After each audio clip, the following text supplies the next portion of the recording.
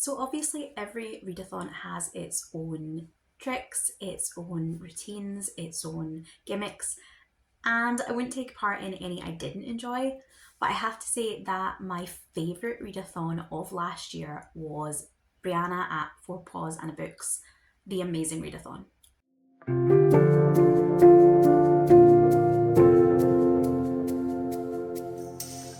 The Amazing Readathon is very loosely based on the TV show The Amazing Race, or as it's known here in Britain, Race Around the World. The basis of that show is basically that teams are competing to reach certain locations ahead of each other, and from each location they get another one until they reach their final destination. Last year and the year before, the Amazing Readathon took a kind of similar track in that we were trying to reach different cities, and this year Brie has revamped it a little so that instead of cities in our world, we are racing to reach different cities from books, TV shows, etc. For this first week of the readathon, I have actually been travelling myself, which is nice thematically, but has meant I've had to make some changes to the TBR video that I filmed before. If you want to check out what my plans were for the prompts, you can find that video in the description below. But those things have changed anyway, so we're just gonna go from there.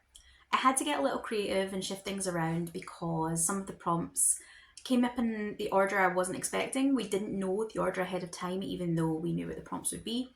And although I thought I had done my best to kind of make sure I had everything as an ebook or an audio, I didn't want to be carrying paperbacks around with me. It just happened that sometimes an audio fitted better than an ebook and vice versa, or that some of the sightseeing prompts that came up, which we had no idea ahead of time, fitted really well with something I had planned for later, so I've kind of been jiggling it around. During this first week, I've been in Bath and in Bristol seeing some family, and we did lots of sightseeing. We visited all the kind of tourist spots, the museums, the art galleries. We went on a bit of a Banksy hunter in Bristol, and we ate a lot of really nice. So I'm going to include a lot of that just as B-roll here to let you see what I was getting up to while I was reading on the bus or on the train or on the plane. As a kind of additional challenge for myself, I went through all of the prompts that we were given right at the start. There were 10, and I kind of picked out what I thought each city might be, so that as Brie released each city throughout the month, I can just kind of see how many out of 10 I would have got right.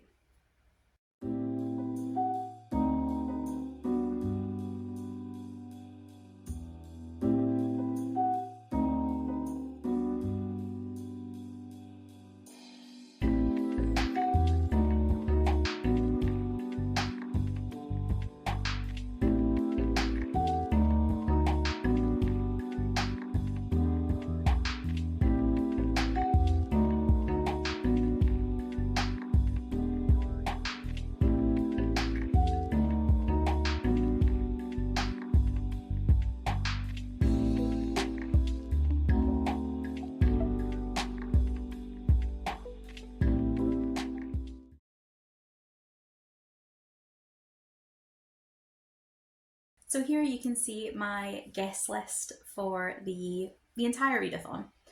And the first prompt that we dropped for leg one was to read a book with a green cover. As you can see, I had picked the Emerald City for my choice, and actually I was right on this one. I think it was a really good choice for the first book because it was nice and open and it gave us lots of room for manoeuvring. So the first prompt that dropped was to read a book with a green cover, which I do think was a really smart choice because it was one of the loosest prompts and it let us kind of all get really excited, let us get going quite quickly, and it worked perfectly for me. I actually changed the book that I had picked for this prompt, which kind of seems like it was the start of the trend. Originally, my green book for this was The Prince and His Stolen Bridegroom, and I tried the first couple of pages when it dropped, and I don't know, the writing style just didn't work for me. It's one that I think I would try again. I love the concept of it. I'm not sure whether it was being written in the first person at that particular moment didn't work for me, or whether it was the fact that I was kind of dipping in and out as I was kind of getting 10 minutes to sit down in the airport. It didn't click. I ended up picking a book that I had meant to read last month and I just didn't have time for it. I thought I might squeeze it into the very end of Mystery and Mayhem, and I just didn't. So this seemed like a great time to pick it up. It's pretty blue as well, but I think there's enough green in it that I am going to count it. And the book that I picked up was Wings in the Valley by Odd Connolly. And it was the book I needed. It was perfect. It was a 5-star read for me. It fit the theme of the readathon really well. There was a lot of kind of road tripping in it. There was a lot of travelling. It's pitched as being kind of set in the Shire, but what if, you know, the horrors happen? It sort of focuses on this setting where all the fawns farm and they're occasionally harassed by harpies. But when a dragon arrives, the harpies are wiped out and the fawns are facing starvation because they can't farm anymore. So we have unlikely enemies to lovers as one of the harpies and one of the fawns go off on a quest to find a human city and try and attract a kind of dragon slaying knight or someone along those lines. The fact that I'm fairly certain we're going to visit the Shire in a later leg of the readathon just made this feel like really appropriate. There was a lot of kind of road tripping. It was the world's most reluctant co-parents and loads of really interesting world building, lots of kind of misunderstandings, which I loved. I loved how we have these, you know, it's a harpy and a fawn. And I loved that for once in this book where you have two different species, there really were misunderstandings over both big and small things. There were lots of little culture clashes. And I think that's so interesting because we so often have a human and a fae or a vampire or whatever.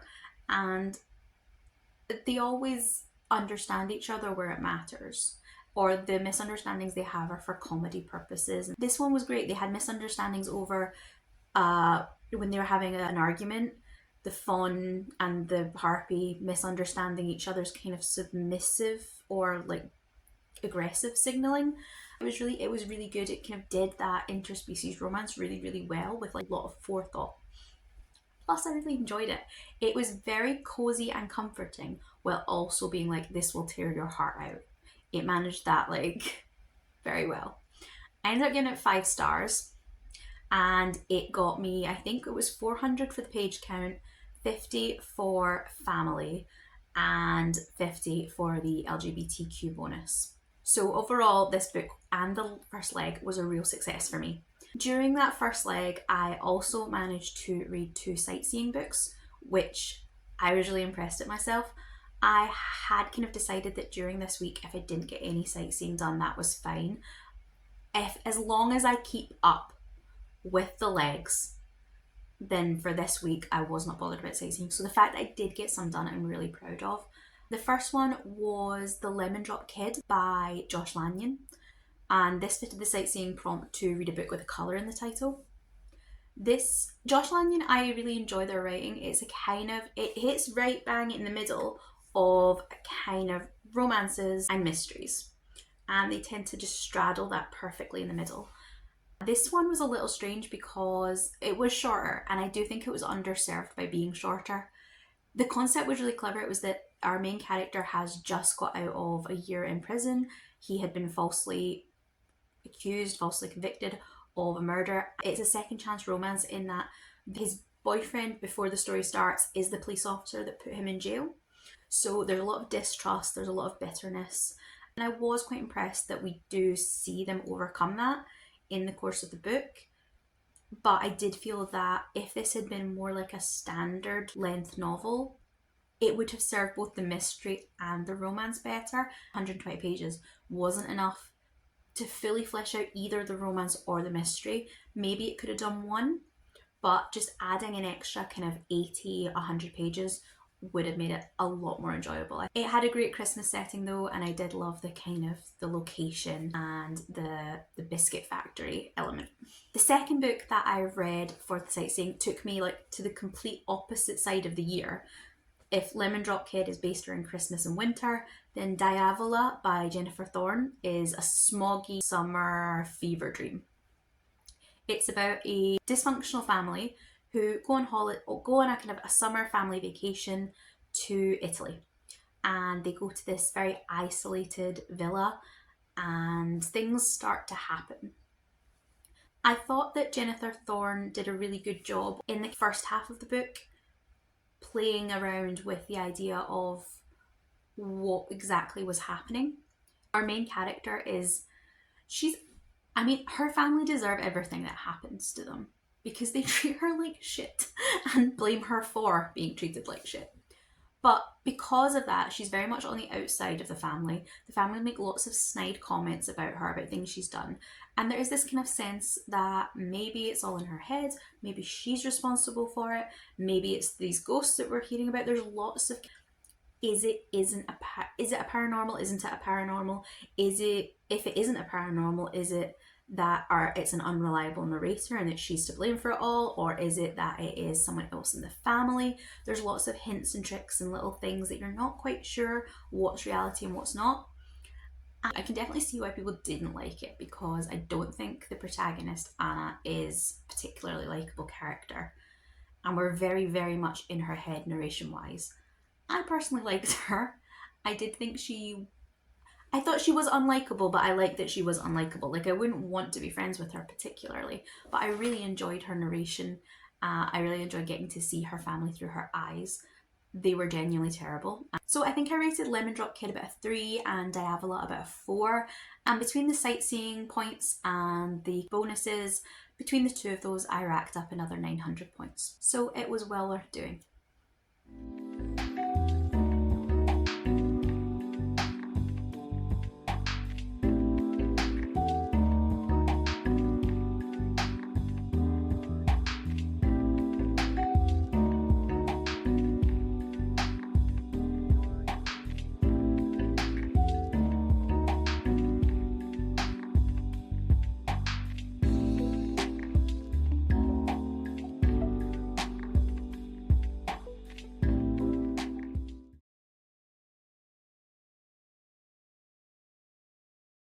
The second prompt that dropped was to read a book with a violent word in the title.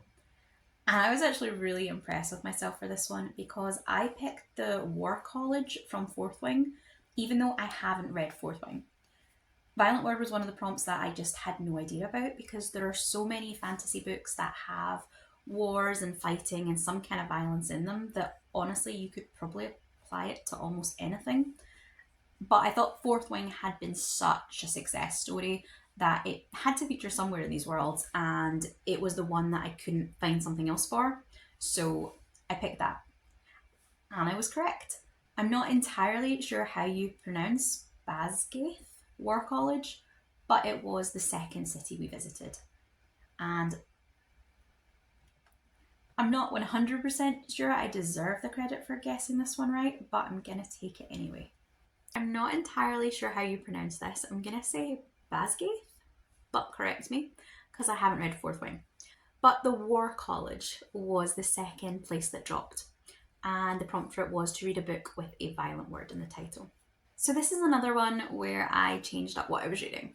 Originally, I had planned to read He's to Die For by Erin Dunn, which is a detective falls for the murder suspect kind of romance. And I still think it looks really good. I am going to read it, but I had ordered a paperback and I wasn't sure it was going to arrive in time, and it didn't. So, which is probably a good thing, because I honestly wouldn't have wanted to carry a paperback around with me anyway. So I had a backup, which was to listen to an audiobook. And my backup audiobook I had in mind was Kira Andrews' Wed to the Barbarian, because I haven't read any Kira Andrews before. I see her books around a lot. I thought it would be kind of a nice romance. However, when it dropped, I really wasn't getting through audiobooks particularly well, just because we were sightseeing a lot and we were on the train, so I could kind of read my Kindle, but it just felt a little antisocial to plug in my headphones. So I decided to stick with something that I had on my Kindle. And I had actually just started rereading this series during Mystery and Mayhem, because the first book was one of the host's favourites, so there were extra points for the entire series. I couldn't get hold of the first book through Everand, so I'd read the second book, Midnight Snacks or Murder by Libby Klein, for my team in Mystery Mayhem. And then I remembered how much I love this series and I really wanted to continue it. So For this prompt, I switched to book 3 in the Pop and McAllister mystery series, which is Restaurant Weeks Are Murder. This one is a really cute cozy. Our protagonist Poppy gets asked by one of the two love interests that she's torn between to compete in a kind of televised MasterChef type competition on his team. And then the other love interest that she's interested in, he runs a coffee shop, but his mother runs a restaurant, and her restaurant is one of the other teams. But the main thing that's happening is that the competition is being sabotaged. There have been ingredients changed, which affects kind of the competition and makes Poppy's team look really suspicious. Then there are accidents with the equipment that leads to some pretty serious injuries. And then one of the judges dies. One of the things I love about this series is that the kind of main concept is that Poppy has returned home and she is running a B&B. But kind of in each book she takes on some kind of additional challenge. And they're things that some cozies would build an entire series out of themselves. And in these books you just get a taste. There's a book that's about antiquing, there's a book that's about the kind of community theatre. And I just really like that you get a bit of everything in this series.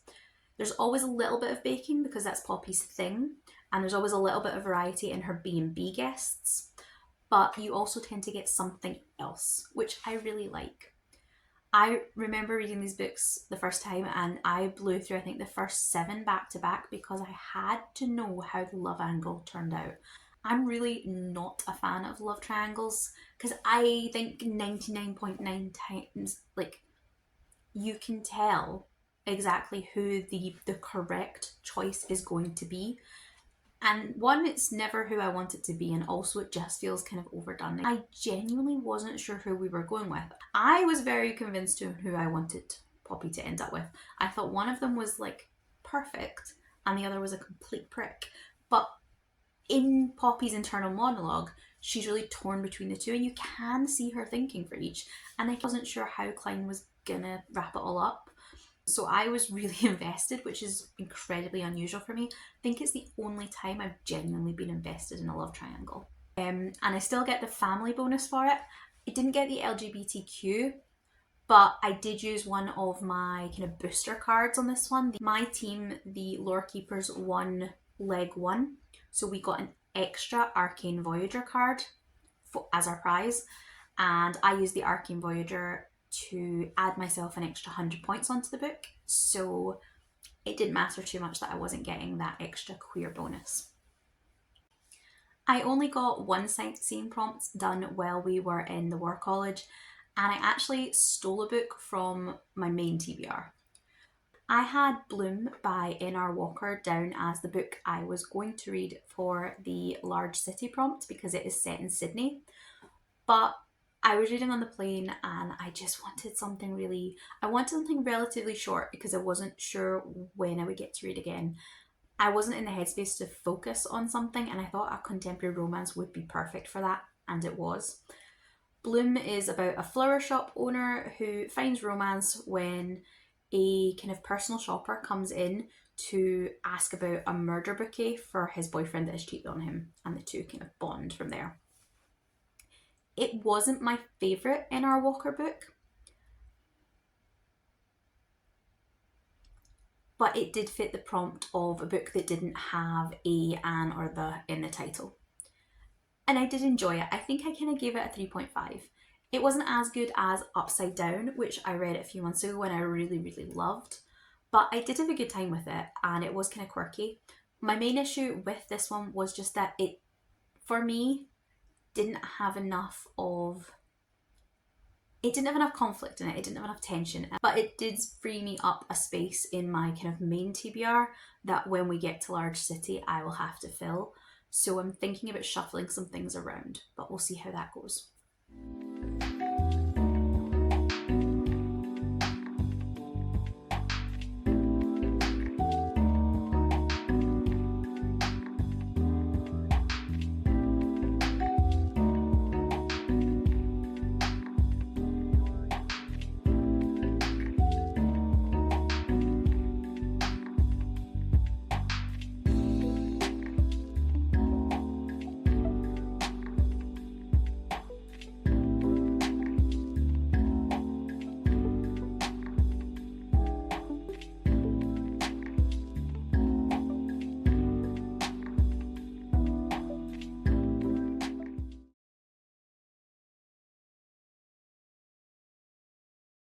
This third leg, the prompt that dropped was to read a book with an over-the-top cover.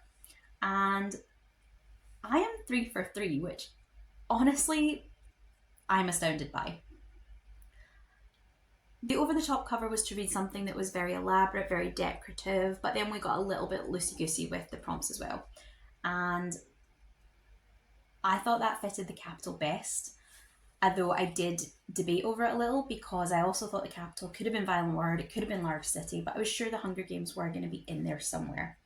So the capital was my best guess, and it has paid off because that is me 3 for 3 on guesses. That sounds really good, but I will be honest that those are some of my safer choices. Things like Ankh-Morpork here is definitely a real wild card, and Chillier Winter being Narnia, I'm less and less sure about because I've seen a lot of people talking about Winterfell for this, and I realised that nowhere on this has any Game of Thrones cities, and that seems like a tactical error.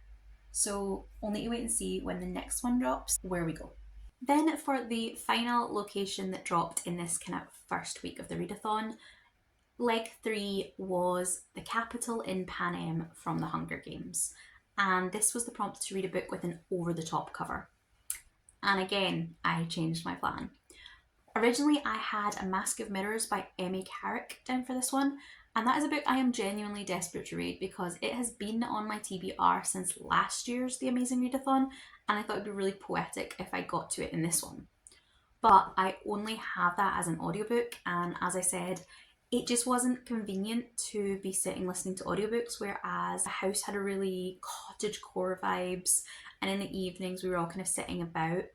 I could sit and read my Kindle in a way that I just couldn't listen to audiobooks, so I had to change it. So instead I switched to the next book in that Poppy McAllister series. One, because it's a cozy mystery, so like it doesn't take as much focus anyway, but also as it was a reread, it just fitted in so much better for it to be something that I was reading in those kind of drips and drabs. So the fourth book is Theatre Nights Are Murder. Poppy's great aunt, who she lives with, is part of a community theatre group, and her and all the biddies that kind of Poppy interacts with are going to be performing Mamma Mia. And this great Broadway star who used to live in the town and used to be Aunt Ginny's high school boyfriend has come back to take on the lead role. Obviously then there's a lot of kind of infighting for who gets the best parts, and things are sabotaged along the way. And we have to wonder whether is someone trying to take out this big celebrity, or is there some other kind of storyline happening? I really debated using one of my prompt cards for this book. I had kind of thought I might use the TARDIS, which is the Rift Voyager.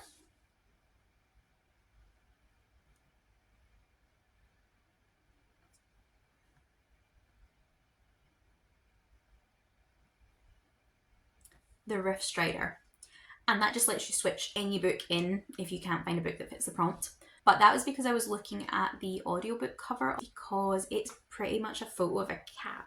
And that's how I had originally listened to this book.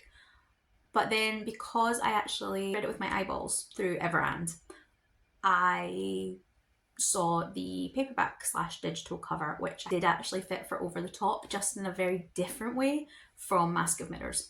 Where Mask of Mirrors was very over the top in the kind of opulence of that theatre mask, and I personally loved the gag of a mask going over the top of a face. Theatre Nights Are Murder has a very over the top kind of cover in that way that a lot of cozies do, where there's so many details in this illustration. I personally love this illustration style on cozy mysteries, where they're very chocolate box illustration-y, if that makes sense.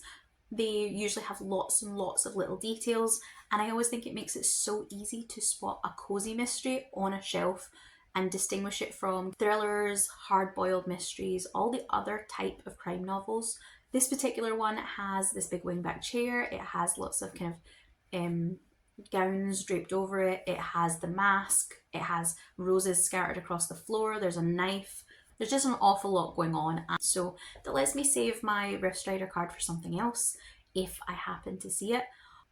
But to be honest, based on the prompts that we still have, I think for the rest of the readathon I'm probably going to stick to my TBR a lot more closely, and I shouldn't need any of the Rift Strider cards at all.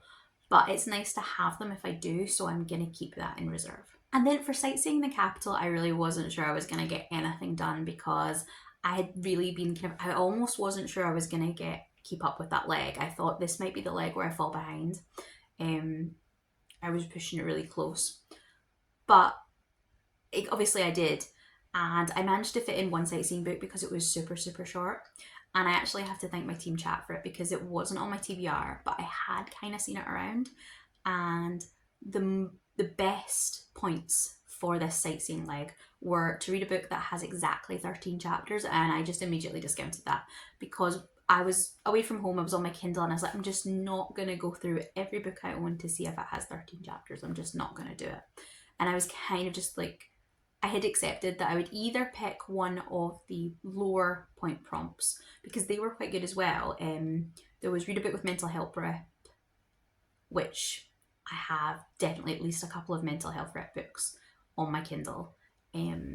Or to read a book with politics, which is absolutely no problem because loads of my books are political fantasies. But this one was the best one in terms of points, and someone suggested The Answer Is No by Fredrik Backman. I have loved Fredrik Backman's books in the past. I cried ugly tears when I read My Grandmother Sends Her Regards and Apologises. I read that on a plane actually, in public, and cried ugly tears next to a complete stranger. And then I absolutely adored A Man Named Uwe, which I actually really need to reread at some point. But then I really didn't enjoy his Beartown books. So this one had been on my radar, but it's a really short story and I just wasn't that fussed. But it has exactly 13 chapters and it was only 65 pages. So when I finished Theatre Nights Are Murder, I was like, I really don't have time to read a full-length book, I don't think. But this would be perfect just to feel like I've contributed something to the team. I didn't dislike it the way I did Beartown, but it's definitely not in the same tier as those other 3 Bachman books I've read. It's just not. It was fine. It was quirky and I can see what he was trying to do with it. But it didn't work for me. But again, I think maybe it was just too short a story. So I am home. And that means that for the rest of this readathon, I can take part a little bit. I'll be more relaxed. Even though the readathon will be crazy and hectic, I'll be more relaxed because I'll know that I don't have to prepare things on my Kindle so that I'm not worrying about flight mode. I know that I can either audiobook or Kindle. I can probably do both. Okay. Thank you so much for watching. I know this has been really rambly, this one, and I'm hoping it kind of comes together better in the editing than it feels like it is now. I hope you enjoy some of the footage that I'm going to include. We got really strange weather in Bristol and Bath. We had moments of absolutely torrential rain and then moments of really, really nice sunny weather. So I'm not entirely certain how good what I filmed was. A lot of it was running for cover. I didn't get the kind of really nice sweeping shots I wanted of some of the kind of landmarks, but I will include it all and you can kind of have a look with me at what we did. If you stuck around to the end of this video, please leave me a comment. I would really appreciate it. If you don't have anything in particular you want to say about the books I've been reading, you could just leave me some kind of floral emoji for the Lore Keeper team. I really appreciate you sticking around and I will see you in the next video. Goodbye.